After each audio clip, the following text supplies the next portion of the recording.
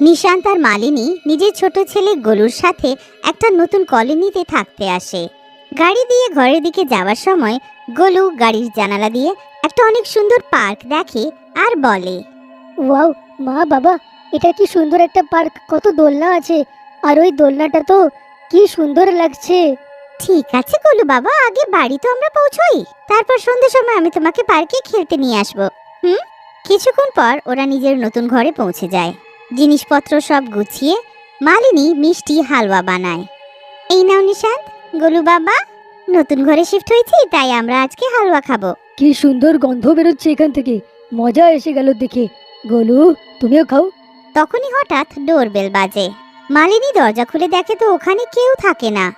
কে আছে? কে কে বেল বাজালো? আমি। হে ভগবান, আমি তো ভয় পেয়ে গেলাম। সরি সরি সরি, আমি আপনার প্রতিবেশী অলকা।